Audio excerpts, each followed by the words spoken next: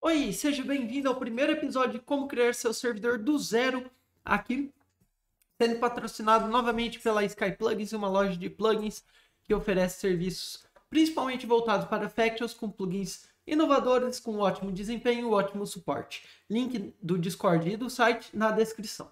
Bom, agora vamos iniciar a criação do servidor do zero. Nesse primeiro episódio eu vou falar um pouco da criação do BungieCord. Isso porque, seja em host, seja em VPS ou dedicado, é usual utilizar um BungieCord para poder criar o lobby, que é a porta da entrada do jogador, onde ele vai criar seu login, onde vai ser uma proteção para o servidor em questão e ter múltiplos servidores. Então, por isso que eu escolhi no primeiro episódio trazer a configuração justamente do BungieCord. E além do mais, o BungieCord é onde normalmente tem maior dificuldade das pessoas estarem configurando corretamente, impedindo a vulnerabilidade do seu servidor, do servidor principal. Bom, então para a criação do BungieCord vamos estar utilizando o fork, que aqui o escolhido é o Waterfall. Isso porque é uma versão gratuita, ele corrige alguns bugs e alguns exploits que tem na versão do BungieCord, mas também pode ser utilizado como Flamecord, o Aegis, o próprio BungieCord, entre outros. No caso, eu escolhi aqui o Waterfall, eu acho que é o melhor desempenho para vocês. O link desse Waterfall vai estar na descrição, mas fiquem livres para mudar esse arquivo à medida que desejar, tá?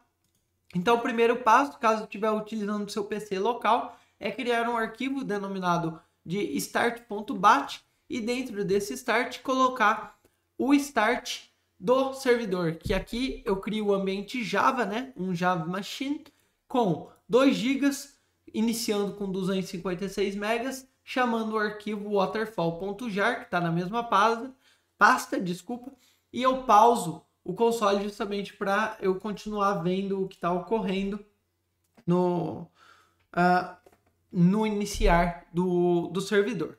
Caso você estiver utilizando host, você não tem que se preocupar com esse arquivo. E caso estiver utilizando VPS ou dedicado, a terminação desse arquivo será .sh.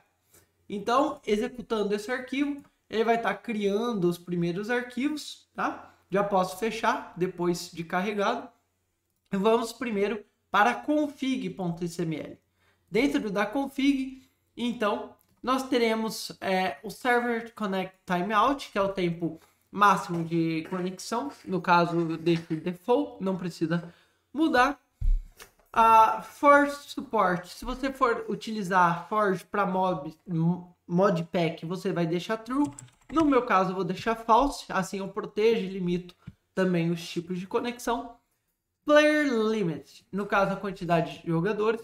No caso do Player Limit, eu vou colocar a quantidade máxima de jogadores que eu quero. Isso tem muito a ver com a quantidade de memória RAM disponível. No meu caso, eu vou colocar 100. Você pode colocar 100, 200, 1000, enfim. Eu não acho adequado colocar uma quantidade maior do que a memória disponível, porque isso pode ser um ponto prejudicial e caso você venha a ser atacado por bots, os jogadores que já estão conectados também podem sofrer com isso. Então, eu sempre gosto de trabalhar com a quantidade correta de memória que eu tenho. No caso aqui na permissão, eu vou tirar aqui a permissão do default desses BungieCord Server, eu vou deixar aqui somente para o admin e aqui eu vou deixar o none.none, que é uma permissão que não existe, justamente para não deixar nenhuma permissão e não deixar sem permissão nesse grupo vir causar algum tipo de conflito em alguns forks que exigem ter pelo menos uma permissão, e essa permissão vai servir para nada, então ela só está aqui na lista, você pode colocar qualquer coisa. A permissão de admin, no caso tem todos os comandos do BungieCord, eu gosto de tirar essa permissão de end, do alert pode deixar, do kick eu gosto de tirar, e é isso, eu deixo algumas aqui, mas também você pode tirar e deixar none também, tá? O timeout, no caso, é o tempo máximo que o player vai ficar caso não tiver uma resposta, que são 30 mil milissegundos, que é equivalente a 30 segundos, ou seja, se o player perder a conexão por 30 segundos ou o servidor ficar sem responder por 30 segundos, ele será desconectado. Bem como se o servidor demorar mais do que 30 segundos para autenticar o jogador e logar no servidor, ele também será desconectado. Não recomendo aumentar esse tempo nem diminuir. Log commands, se os comandos que os players executarem serão registrados, eu acho interessante manter isso falso, por causa que não faz sentido, por causa que players não vão ter nenhum comando e também evita qualquer tipo de spam no console. Network Compression Thresholds, isso aqui é a taxa de compressão da rede. Eu recomendo deixar entre 256 e 512, porque quanto mais compressed thresholds você colocar, maior vai ser a taxa de compressão, e isso vai aumentar, no caso, o uso da CPU, e quanto menor, maior vai ser o tamanho do pacote TCP enviado, que pode ter um problema de latência, de ping. Então, quanto menor, mais rede vai ser demandada, tanto por parte do servidor, da host ou do dedicado. E quanto maior a compressão, maior é o número do uso da CPU. Então, por padrão, 256 é adequado. Online Mode, deixe false. Isso, caso você quiser o seu servidor somente para original, você vai deixar aqui true. Mas, como a maioria dos servidores são para piratas e originais, deixando aqui false. Caso você queira desabilitar algum comando, você pode colocar aqui na lista. E aqui são servidores que você vai estar criando. Então, no caso, eu vou estar criando 2 servidores, que vai ser o Lobby e o próximo vai ser o Factions. Então, Lobby e Factions. O Lobby vai rodar em localhost na porta 25566 e o Factions na porta 25567, tá? No caso você estiver utilizando o host, você vai ter que colocar o IP da host. Então você vai estar colocando, por exemplo, 192.68.0.1. Isso é um IP local ainda, tá? Só dando um exemplo, mas se a sua host tem um IP, você vai colocar esse IP. No caso, localhost é o que eu vou estar utilizando, que eu estou criando aqui para o próprio computador.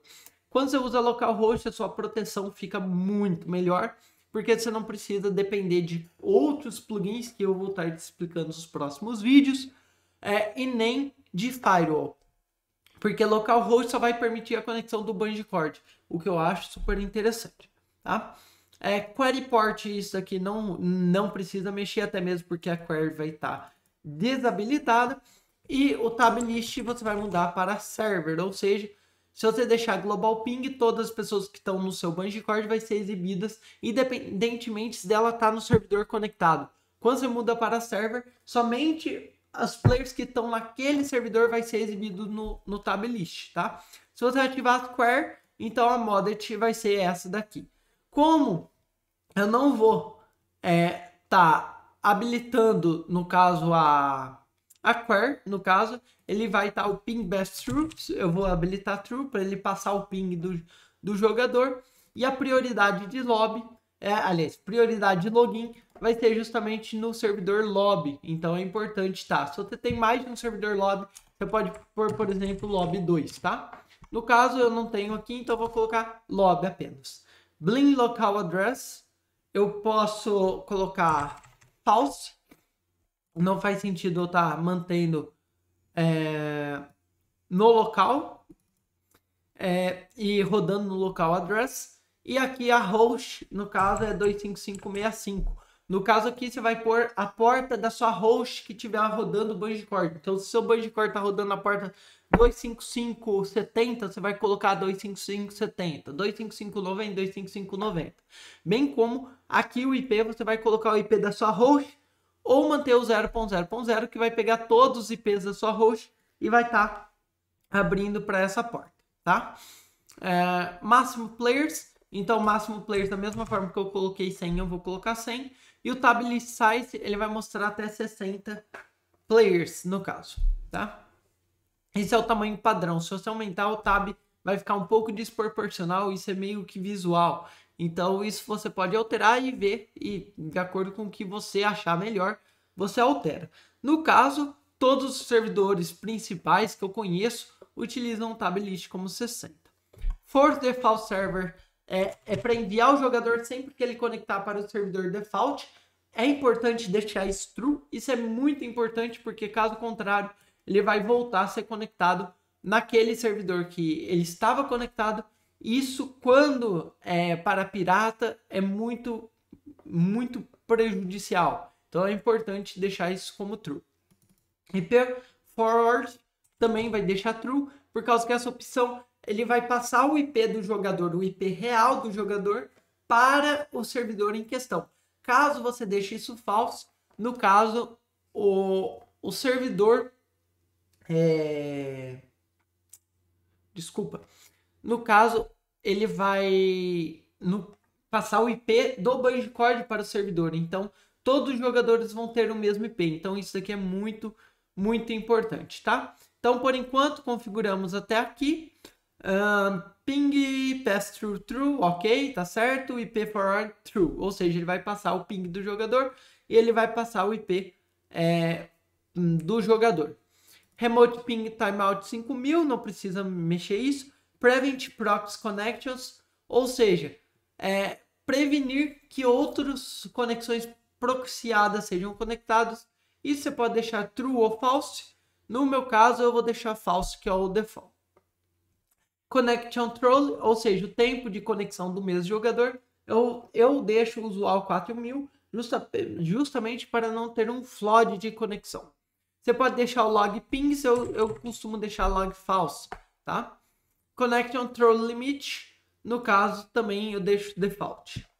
Bom, nessas opções, quando você iniciar o seu servidor, então ele vai estar rodando agora na porta 25565 e ele já vai ter os servidores. Então, se eu digitar aqui servers, no servers, desculpa, aqui no servers vai ter o factions e vai ter o lobby. No próximo vídeo eu vou estar ensinando agora como configurar o lobby e como configurar o factions, bem como proteger essa conexão caso você utilize a host. Isso é apenas uma introdução aqui do Bandicoot e as principais parâmetros que você deve mudar. Se você gostou, deixe seu like para apoiar, se inscreva no canal se não é inscrito. E nós nos vemos no próximo vídeo. Até a próxima, valeu, fui!